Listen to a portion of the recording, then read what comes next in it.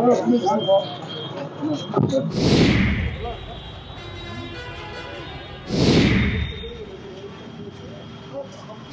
विधायक के पीए के हमले को लेकर के एक अलग ही कहानी निकल करके सामने आ रही है। इस कहानी को सुनने के बाद आप भी चौंक जाएंगे और ये सोचने पर मजबूर हो जाएंगे कि आखिर कोई इतना बड़ा झूठ कैसे बोल सकता है। नमस्कार, आप देख रहे हैं न्यूज़ फॉर नेशन। आपके साथ मैं हूं राजनंदिनी।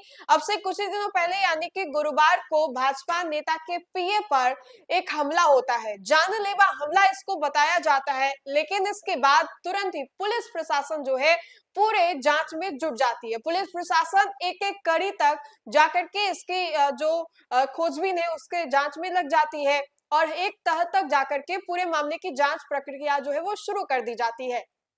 लेकिन इन सभी चीजों के बाद एक चौंका देने वाला खुलासा जो है वो हुआ है, जिसको सुनने के बाद आप भी सोच में पड़ जाएंगे, ये सोचने पर मजबूर हो जाएंगे कि आखिर इतना झूठ कोई कैसे बोल सकता है। भाजपा विधायक के पीए पर जिस तरीके से हमला हुआ, जिस तरीके से उन्होंने बताया कि आधी रात को दो बाइक पर सवार कुछ बदमाश आए थे, उन्होंने ताबड़तोड़ फायरिंग किया और इस फायरिंग में मेरे पीए जो है उनके ऊपर ये जानलेवा हमला का जो कोशिश है वो किया गया। लेकिन इन सभी चीजों के बाद पुलिस ने बड़ा खुलासा किया है। पुलिस के उद्भेदन जो है वो वाकई चौंका देने वाले हैं, जो कि बड़ा सवाल खड़ा करती है कि आखिर इतने हल्के में पुलिस प्रशासन को कोई कैसे ले सकता है। पुलिस प्रशासन लगातार हर एक तह तक जाकर के मामले की जांच कर रही थी और इसी जांच में एक बड़ा खुलासा भी निकल करके सामने आया, जो कि वाकई चौंका देने वाला है। देखिए, अब से कुछ ही दिनों पहले किस तरीके से भाजपा विधायक के पीए पर कथित गोलीकांड का जो सच है, पुलिस उसके पूरे जांच में जुट गई और अब ये पूरी तरीके से उलट करके सामने आया है। बीजेपी नेता और कुढ़नी विधायक केदार प्रसाद गुप्ता के पीए पूर्व मंडल अध्यक्ष विनोद दास को लगी गोली किसी बदमाश की सुपारी या ओवरटेक कर किए हमले का नतीजा नहीं है, बल्कि यह शादी समारोह में हुए हर्ष फायरिंग का सीधा सीधा परिणाम जो है वो हुआ था।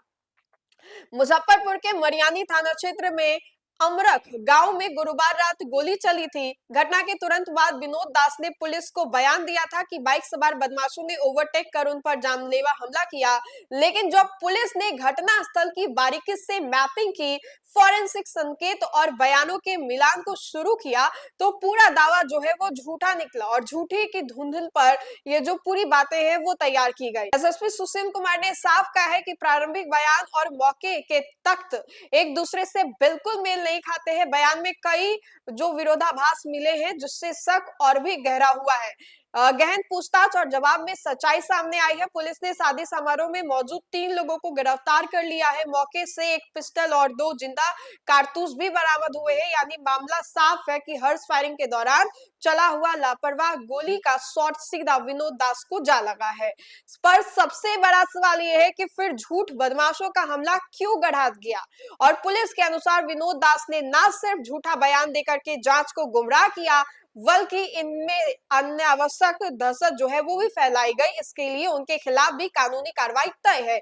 अभी वे अस्पताल में भर्ती है, लेकिन ठीक होते ही उनकी गिरफ्तारी की जो बातें हैं वो तय मानी जा रही है। विनोद दास पहले अमरख पंचायत से मुखिया चुनाव लड़ चुके थे और लेकिन 2021 में उनको हार का सामना करना पड़ता है। भाजपा के पूर्व मंडल अध्यक्ष और फिलहाल विधायक केदार प्रसाद गुप्ता के पीए के तौर पर सक्रिय हैं, इसलिए इस पूरे प्रकरण ने राजनीतिक गलियारों में हलचल जो है वो मचा दी। अब पुलिस ने यह भी जांच शुरू की है कि हर्ष फायरिंग के लिए बिना लाइसेंस का हथियार समारोह में कैसे पहुंचा और गोली किसने किसके इशारे पर चलाया। बहरहाल मुजफ्फरपुर के इस केस में एक बात साफ हो गया है कि कहानी फर्जी थी, गोली असली थी और लापरवाही का जश्न अब कानूनी मुसीबत बनकर लौट रहा है। तो देखिए किस तरीके से कानून को लोग हल्के में ले रहे हैं और पुलिस प्रशासन को लोग मजाक में ले रहे हैं। एक के बाद एक बड़े बड़े खुलासे पुलिस द्वारा करते गए और पुलिस को जब इन बातों की जानकारी मिली, पुलिस को ये पता चला कि किस तरीके से जो विधायक थे उन्होंने झूठी फर्जी केस जो है वो पुलिस को बताई और किस तरीके से पूरे ही मामले को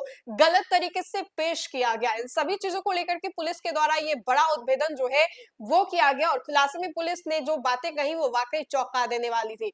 तो फिलहाल के लिए इस खबर में इतना ही। खबरों का सिलसिला लगातार जारी रहेगा। देखते रहे न्यूज़ फॉर नेशन। बहुत बहुत शुक्रिया।